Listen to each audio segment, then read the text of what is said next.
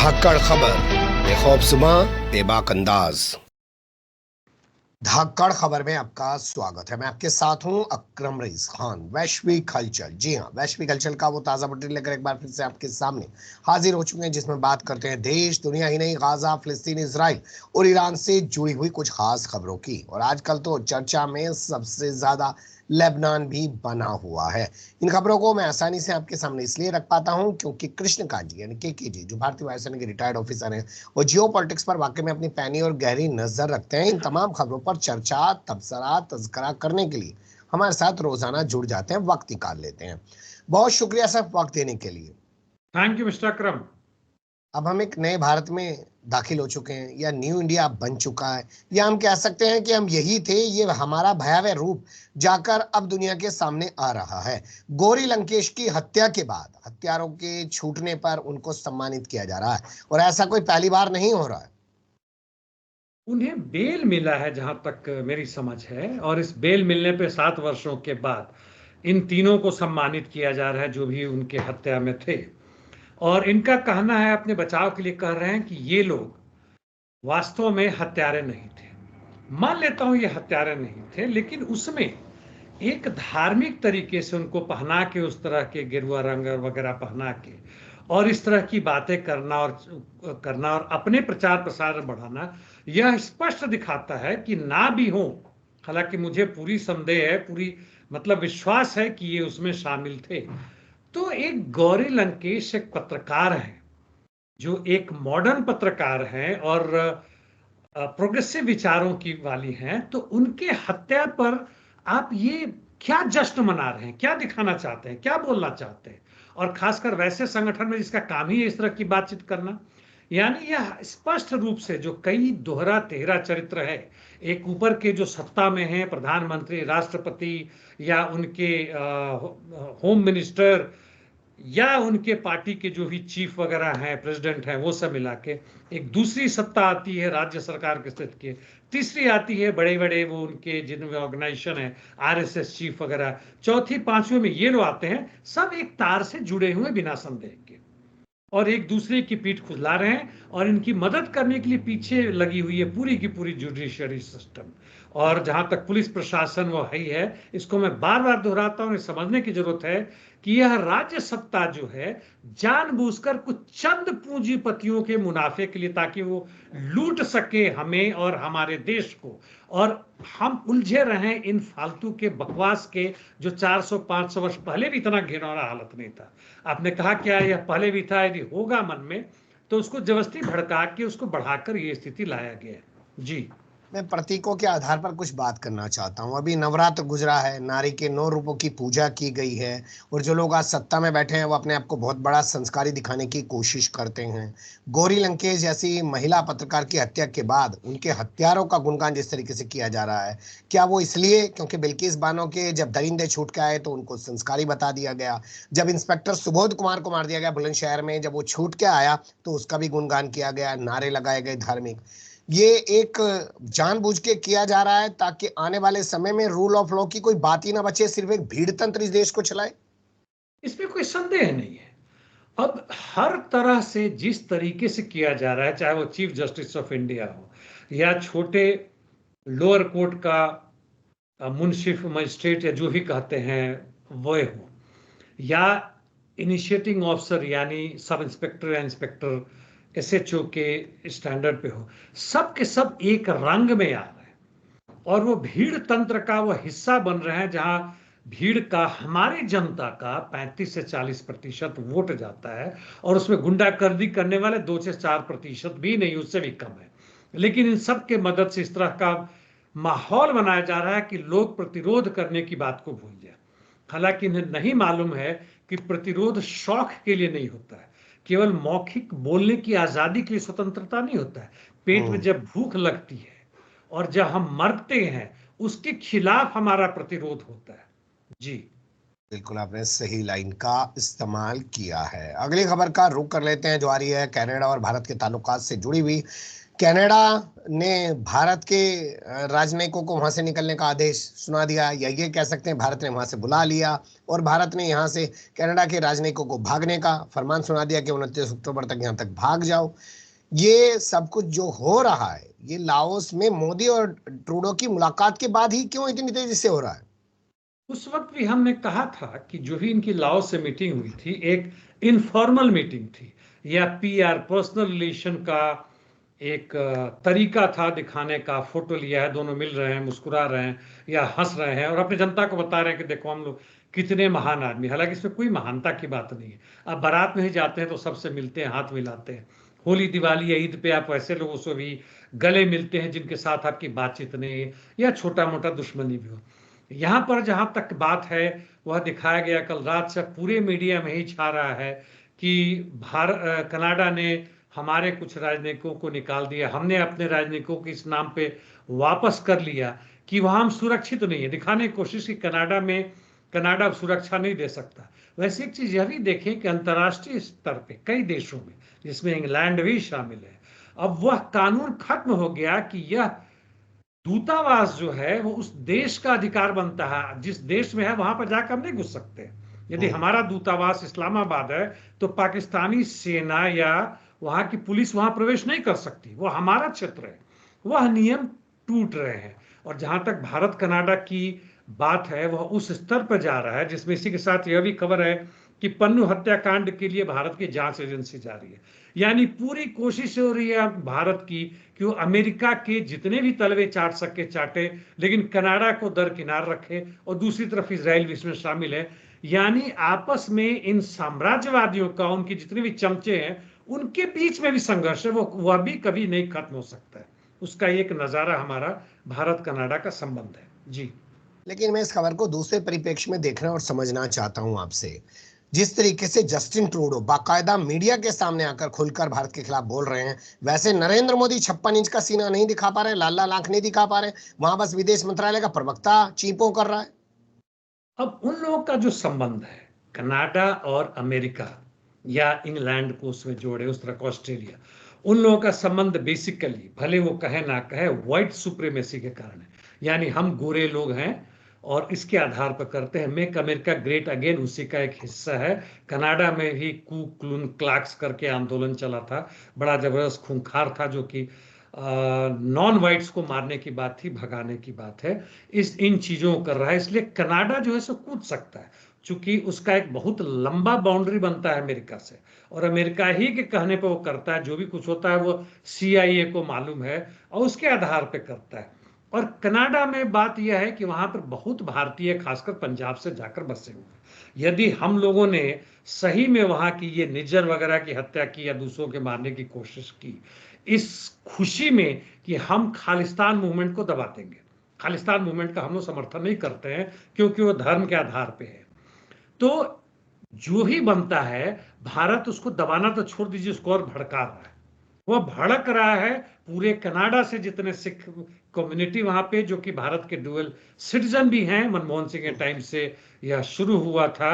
Non resident Indians का भी जो उसका चीजें जो शुरू हुई थी, कॉन्सेप्ट आया था और फिर ऑफिशियली शो किया गया था। और पंजाब में भी अभी मैं गया था, चंडीगढ़ उधर में, इसकी भावनाएं फिर से बढ़ रही हैं। मुझे नजर आया, खुलेआम तो मुझसे बात नहीं कर सकते क्योंकि उन्हें मालूम है कि मैं किन विचारों का हूं, लेकिन यह चीज बहुत गलत हुआ जहां तक भारत की विदेश नीति की बात है। और अपने देश के चंद कुछ लोगों को सत्ता में बनाए रखने के लिए जो कर रहे हैं वो और बर्बादी कर रहा है। दूसरा उदाहरण बांग्लादेश था। जी। इसे थोड़ा और विस्तार से मैं समझना चाहता हूँ। जिस तरीके से जस्टिन ट्रूडो अपने यहाँ के नागरिकों की बात करें, वो कह रहे हैं हमारे नागरिक हैं यार, हम एक लोकतंत्र में रह रहे हैं यार, अगर कोई देश हमारे नागरिकों की सुरक्षा के लिए खतरा पैदा कर रहा है तो हम खुलकर बोलेंगे। इस पर जवाब भारत की तरफ से, सीधे कहीं नरेंद्र मोदी की तरफ से इसलिए नहीं दिया जा रहा है क्योंकि अगर जवाब कनाडा को देगा या दिया जाएगा तो अमेरिका में जो निखिल गुप्ता फंसा हुआ है, अजीत डोभाल पे जो वहां पे मुकदमा दर्ज हो चुका है, मामले की जो जांच चल रही है, वहां पर भी बोलना पड़ेगा फिर।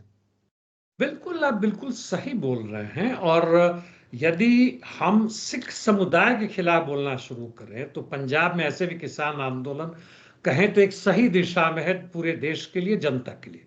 आंदोलन हमारा जन्मसिद्ध अधिकार है, मजदूरों का अधिकार है, किसानों का आंदोलन अधिकार है, उसको हम दबा रहे हैं। लेकिन एक दो को विदेशों में हत्या करके और पूरा रंग बदलने की यदि कोशिश है, यह संभव है कि अंबानी अदानी के जो थिंक टैंक्स हैं वह कह रहे हैं कि हमारी जो नीति थी कि किसानों के जमीनों से हम लूटे, बड़े बड़े बिल्डिंग्स बनाए जिसमें हम अनाज स्टोर करें और कॉन्ट्रैक्ट पे हम किसानों से जमीन लें और अपनी तरह से फार्मिंग करें, क्रॉप कैश क्रॉप करें, उसको यदि रोक लगा रहा है तो वहां पे क्यों नहीं हम इस तरह की उसको हम बदल दें, खालिस्तान में बदल दें, ताकि वह हमारे खिलाफ ना, जैसे यहाँ पे हिंदू मुस्लिम किया जा रहा है या ऊंची जाति निचली जाति किया जा रहा है, या इसमें महाराष्ट्रियन वर्सेस बिहारी किया जा रहा है। यदि यह मंशा उनकी है, या मंशा ना होने के बावजूद जैसा मैंने कुछ दिशा में बढ़ रहा है, तो पूरे देश के लिए बहुत खतरनाक स्थिति है। हमें याद रखना चाहिए कि हमारे बगल के देशों में भी हम उसी स्थिति में बढ़ रहे हैं, चाहे बांग्लादेश हो, यहां तक कि नेपाल भी हो। जी चलिए, बगल के देशों की बात की तो यहाँ एक बड़ा इवेंट हो रहा है पाकिस्तान की राजधानी इस्लामाबाद में। एससीओ की मीटिंग हो रही है और एससीओ की मीटिंग में शामिल होने के लिए वो एस जयशंकर भी पहुंच गए, यानी कि भारत के विदेश मंत्री पहुंच गए, जो कह रहे थे कि पाकिस्तान को अलग थलग कर डालेंगे। तो भैया ये कौन सा अलग थलग करने का तरीका हुआ? शीना रब्बानी जो वहां की पहले भूतपूर्व विदेश मंत्री थी, उन्होंने कहा था कि इंडिया का बड़ा स्मार्ट मूव है। क्यों स्मार्ट मूव उन्होंने नहीं कहा? क्योंकि हमारे विदेश मंत्री जा रहे हैं, 10 से 12 वर्ष के बाद कोई हमारा विदेश मंत्री जा रहा है, यानी हर तरह से ऐतिहासिक है तथा कथित रूप से। और हमारे विदेश मंत्रालय की तरफ से पूरा आ गया है कि यह द्विपक्षीय वार्ता के लिए नहीं जा रहे, बल्कि एससीओ की मीटिंग के लिए जा रहे हैं, क्योंकि हम भी उसके सदस्य हैं, जिस रूप में भी हो, जैसे भी हो। अभी पाकिस्तान उसका आयोजन कर रहा है। तो यह कुल मिला के अब फिर मीडिया ही में आ गया। हमारा क्या वास्तव में एससीओ में रोल होगा और उसमें चीनी पूंजी को किस तरह से बढ़ावा दिया जा रहा है। वैसे ही है जैसे रोड एंड बेल्ट इनिशिएटिव उनका है, बीआरआई है, वगैरह सब कुछ है, और वो हर जगह फैल रहे हैं। यूरोपियन कंट्रीज हो, एशिया में हो, एशियान में हो, यहाँ तक कि अमेरिका में भी उनकी पूंजी भयानक रूप से पहुंची हुई हो, इंग्लैंड में हो। और हम उसके एक छोटे से हिस्सा, हम यदि कोशिश कर रहे हैं कि चीनी पूंजी को स्थापित कर हम प्रवेश करेंगे, तो बहुत भयंकर है। और उसके लिए जरूरत होगा कि हमारे देश की जनता को उतने ही तेजी से लूटा जाए, उतने ही सस्ते दरों में श्रम को खरीदा जाए, ताकि हम चीन का टक्कर ले सके। टेक्नोलॉजी में तो हम उसके बराबर है नहीं।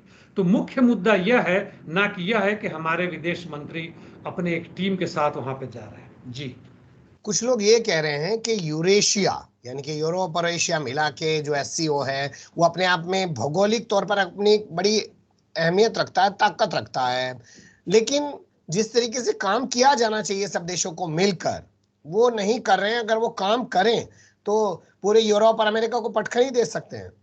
वो बिल्कुल सही है। ब्रिक्स इसका इससे बड़ा उदाहरण है। अब उसमें शुरुआत में 4 या 5 देश थे, 4 से 5 हुए, फिर अभी 8-9 है। 30 एप्लीकेशन और आ चुके हैं, जिसमें एक श्रीलंका भी है, हमारा पड़ोसी है, और दूसरे टर्की भी है। टर्की भी बनना चाहता है, हालांकि टर्की का लक्ष्य ये है कि नेटो और यूरोपियन यूनियन उसको नहीं उसमें करने दे रहे हैं, तो भैया हम इधर जा रहे हैं, वो दिखावे के लिए है। खैर जो भी हो, तो यह जो है पूरे विश्व का अंतर्राष्ट्रीय बाजार जो है, और अंतर्राष्ट्रीय जो संपदा है, नैसर्गिक संपदा यानी नेचुरल वेल्थ, उसको लूटने की जो होड़ लगी हुई है, उसमें यदि सही रूप से कहें तो यूएस हेजेमोनी को तोड़ने के लिए पूरी कोशिश है। और इसमें कुछ हद तक सफलता होगी, लेकिन इनमें एक एकाधिकार हो सके, इनमें यूनिटी बन सके, पॉसिबल नहीं हो, क्योंकि हर जगह अमेरिकी उंगल घुसा हुआ है। जी अमेरिकी उंगल भी घुसा हुआ है और चाइना की अपनी ईगो है, भारत की अपनी ईगो है, रूस की अपनी ईगो है। तमाम जो देश इसमें शामिल हैं उनमें अपने अंदर बहुत सारे इख्तलाफात हैं। खैर, अगली खबर रूस से है। 19 जून को जो जाकर कहा था पुतिन ने उत्तर कोरिया में, अब उसको अपनी संसद से अमली जामा भी पहनवाना चाह रहे हैं कि भैया हमारे ऊपर हमला करे तो तुम आ जाओ, और तुम्हारे ऊपर हमला होगा तो हम बगैर कहे आ जाएंगे। ये संसद में तो जाना मजबूरी है, क्योंकि जो भी कॉन्ट्रैक्ट होता है, जब किसी देश के राष्ट्रपति या प्रधानमंत्री जाते हैं और कुछ भी समझौता होता है, तो पूरे संसद को दिखाया जाता है, किया जाता है। हालांकि यह अभी कहें तो एक फॉर्मल है, क्योंकि पूरा संसद इन्हीं का है, और ड्यूमा इसमें पूर्णतः तैयार होगा, खासकर नॉर्थ कोरिया के नाम पे। जहां तक समझौते की बात है, सेना जाए चाहे ना जाए, लेकिन एक दूसरे को पूरी तरीके से मदद देने की तैयारी है।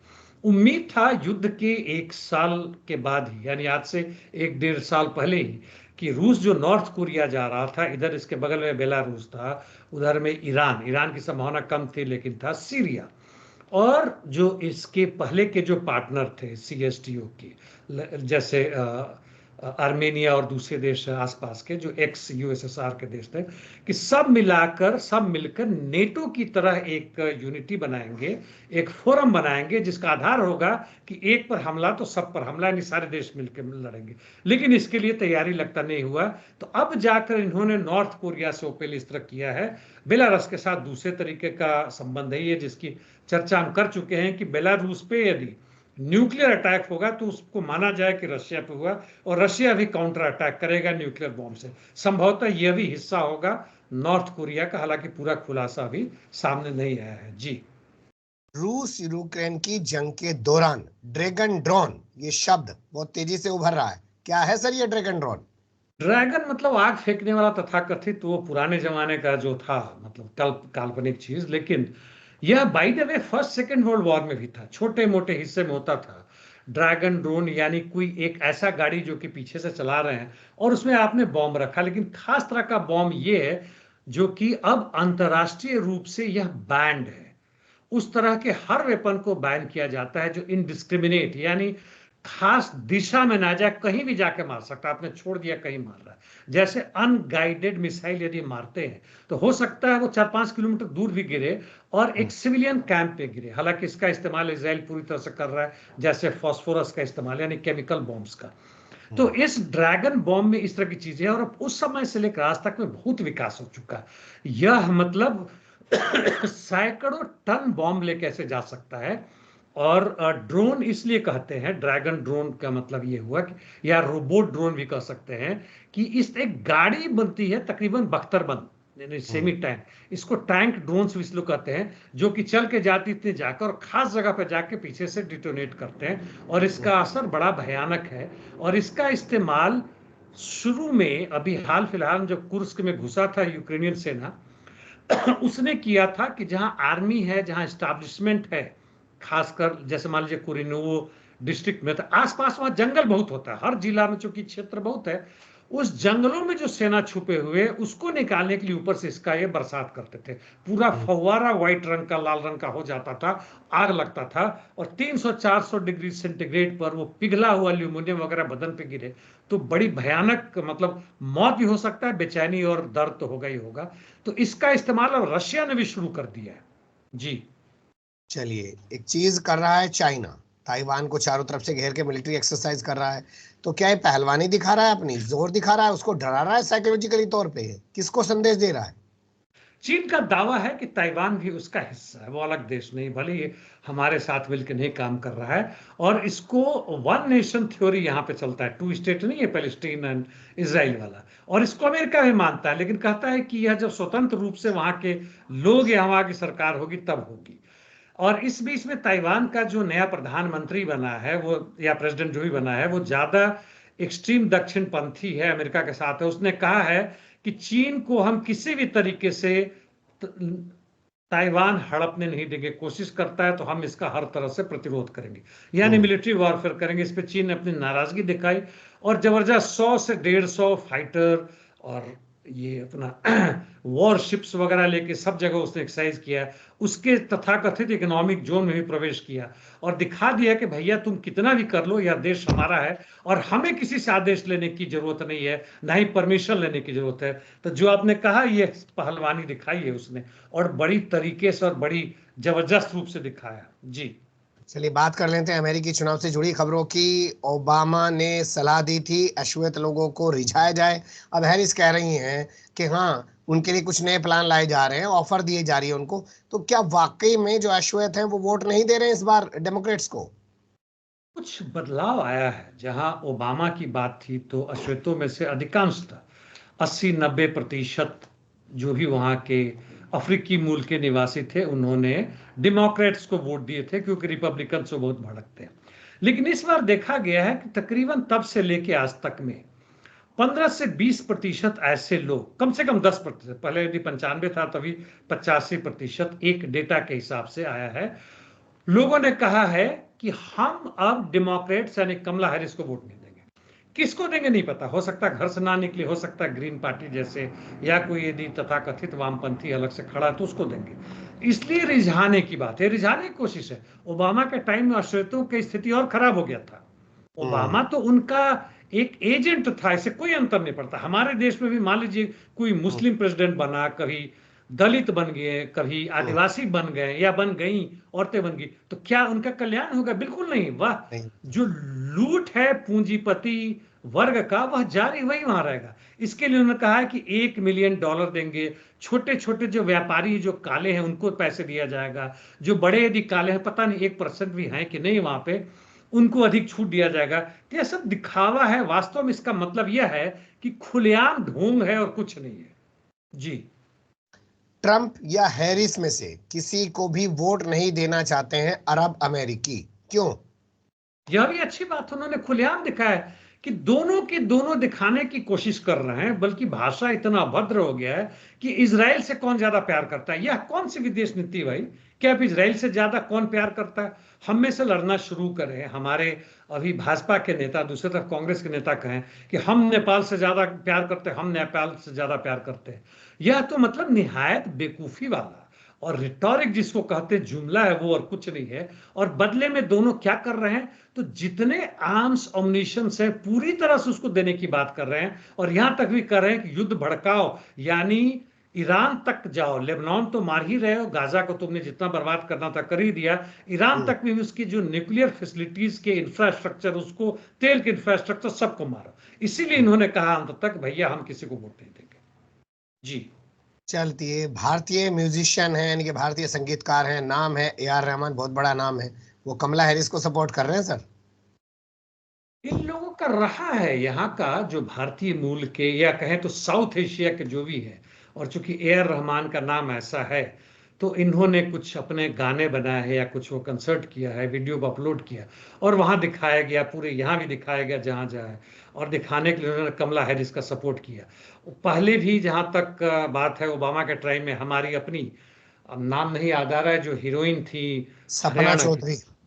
जो भी है इन लोगों, सपना चौधरी ने, कोई दूसरे जो ज्यादा पढ़ी लिखी हैं और आती रहती हैं, अच्छा।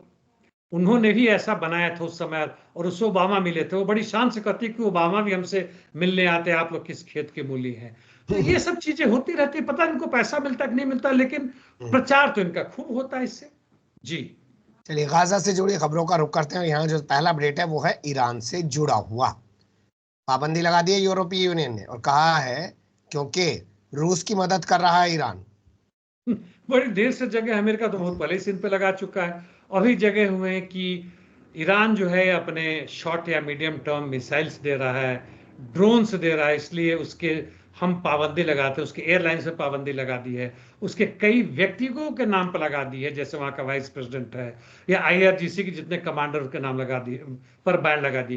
कोई खास अंतर इससे नहीं पड़ने वाला है ईरान के ऊपर। मुख्य चीज यह देखने वाला है कि इसराइल यदि काउंटर अटैक करता है। हालांकि एक और खबर मैंने पढ़ा, हालांकि बिल्कुल वाहियात है, या इसराइल के मीडिया में आ रहा है कि ईरान ने किसी और माध्यम से अमेरिका को बोला है कि यदि इसराइल अटैक करता है, हमारे 3 ठिकानों को छोड़ दे, हमारे न्यूक्लियर ठिकानों को छोड़ दे, ऐसे ऐसे ईरान बहुत डर गया है और जहां तहां गिरा दे, कुछ लोग मर जाते हैं, तो ईरान उसका विरोध नहीं करेगा, प्रतिरोध नहीं करेगा, उसको नहीं मारेगा। तो इस तरह के दुष्प्रचार और इस तरह के बात हो रहे हैं और कोई इसमें दम नहीं है। जी। वैसे वाशिंगटन पोस्ट की आज एक रिपोर्ट छपी है नेतन्याहू के हवाले से, कि उसने कहा है कि वो परमाणु ठिकानों पर हमला नहीं करेगा, वो तेल ठिकानों पर हमला नहीं करेगा, लेकिन वो ईरान के सैन्य ठिकानों को निशाना बनाएगा। क्या ये हिजबुल्लाह ने जो हमले किए हैं इसराइल के अंदर ताबड़तोड़, उसका असर है, या नेतन्याहू को भी अब समझ आ रहा है कि राड़ को ज्यादा ना बढ़ाया जाए? आप कैसे देखते हैं, बदल कैसे रहा है वो तेवर अपने? देखिए, जिस शुरुआत इन्होंने की थी, इनको लगा था कि हिजबुल्लाह के इंफ्रास्ट्रक्चर, मिलिट्री इंफ्रास्ट्रक्चर के बर्बाद कर देंगे, उनके टॉप लीडर्स को खत्म कर देंगे, यानी डिसीजन मेकिंग सेंटर जो भी, उसको खत्म कर देंगे, उसके लड़ाकों में दहशत पैदा कर देंगे, उनके इक्विपमेंट पे ब्लास्ट जो उन्होंने किया, और फ्रंटल अटैक करके उसे नहीं करने देंगे। लेकिन अब यह BBC और दूसरे रिपोर्ट में आने लगा है, जो वेस्टर्न थिंक टैंक है, सोचने वाले हैं मिलिट्री रूप से, पेंटागन वगैरह से, कि जो हमारी उम्मीद थी कि आईडीएफ करेगा उससे हिजबुल्ला एक तरह से उसी तरह से कमजोर पड़ जाएगा जैसे हमास को हमने किया, वैसा नहीं हुआ। उसका डिसीजन मेकिंग सेंटर ऐसा लगता है कि डिसेंट्रलाइज था। आखिर वो मूर्ख नहीं है, बहुत जमाने से लड़ रहे हैं और मिलिट्री ट्रेनिंग उन्होंने ली हुई है। और मिलिट्री ट्रेनिंग में पहला चीज है कि सब अपना चीज, जैसे हम भी इन्वेस्ट करते हैं तो एक ही बैंक या एक ही कंपनी में सब इन्वेस्ट ना करें, वो बुढ़ा तो सब बुढ़ जाएगा। और इन्होंने जो आक्रमण किए पिछले 2-3 दिन में हैफा और दूसरे जगहों में, इनके करीब 100 के करीब आईडीएफ के सैनिक घायल हो गए, 5 से अधिक मारे गए हैं। और दूर दराज में यहां तक कि तेल अवीव तक में भी एक्सप्लोड हो रहे हैं, अब एक्सप्लोशन हो रहे हैं। तथा कथित जो भी इनका आयरन डोम था वो खत्म हो गया। और जो आईडीएफ आगे बढ़ने की कोशिश कर रही थी, एक्सेप्ट 1 और 2 गांव को छोड़ दे, उसको से भी ये आगे बढ़ने में असमर्थ है। इनके कई टैंक और इनके सामान, सज्जो सामान जितने थे उसको उड़ा दिया उन लोगों ने। जी, क्या इसी वजह से सिम्बैट का चीफ, जो खुफिया एजेंसी है इसराइल की, वो काहिरा में जाकर मिस्र के खुफिया चीफ से बात कर रहा है कि भैया जंगबंदी की जो बातचीत ठंडे बस्ते में पड़ी हुई थी उसे दोबारा चालू कराओ? आपके पिछले वाले प्रश्न और इससे जो मैं कर रहा हूं वो मैं कहना भूल गया, महत्वपूर्ण है कि यह इजराइल को लगने लगा है कि गाजा में 1 साल के बाद वो अब आ गया था लेबनान में और इसको बर्बाद कर दे। लेकिन उसे लगा ऐसा नहीं, इसलिए तीसरा फ्रंट यदि ईरान से खुलता है जो आप कर रहे हैं वह मुश्किल है, इसलिए इस तरह के बयान आने शुरू कर हो गए कि ईरान के हम केवल सैन्य ठिकानों पर बदला लेने के लिए चुकाएंगे ताकि हमारे भी लोग थोड़ा खुश हो जाए।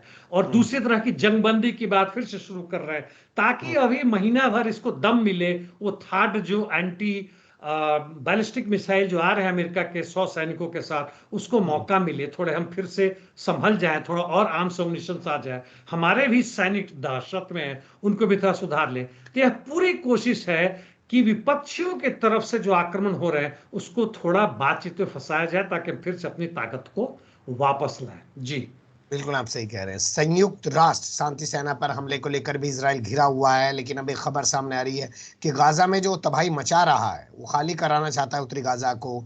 वहां पर वो इस्तेमाल कर रहा है एक रोबोट का, जिसका नाम बताया जा रहा बूबी ट्रस्ट। क्या है सर ये रोबोट? यह भी उसी तरह का चीज है, यानी एक तरह से रोबोट टाइप का चीज है और इसको लाकर चुपके से तो 2-4 जगह किया है।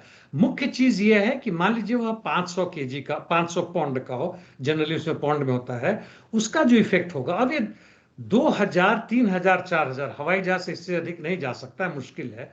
तो ये इसमें लगा के इस तरह के रोबोट या यांत्रिक मशीन में डाल के उसको लेके जाते हैं और खास खास जगहों में, बल्कि खुद ही, जैसे मान लीजिए उन्होंने कैप्चर कर लिया और कई बिल्डिंग है, बिल्डिंग ऐसे उड़ा नहीं सका तो इसको ला के वहां कर दिया, ये खुद भाग गया, दूर से एक्सप्लोड किया ताकि उसके अंदर भी बेचारे औरतें बच्चे छुपे हुए हैं, तो उसको धीमे धीमे करके अंदर जाके मारने की कोशिश ना करनी जाए, खुद भी हो जाए, और उसको उड़ा दिया। और इतने भयानक हैं, वहां के लोगों ने कहा है कि उन्हें पता चल चुका है कि टैंक का जो वार होता है, आर्टिलरी यानी तोप का आता है, हवाई जहाज का आता है, यह उससे भिन्न तरीके का, उससे भयानक रूप से। और 4-4, 5-5 बिल्डिंग आसपास के जो आधा किलोमीटर के रेडियस में आते हैं, इकट्ठे उड़ जाते हैं और वहां के दर्जनों दर्जन लोग मारे जाते हैं, इसका इस्तेमाल कर रहे हैं। यानी यह पूर्ण रूप से जनसंहार है और खत्म कर देना है ताकि उस जमीन को हड़प सके।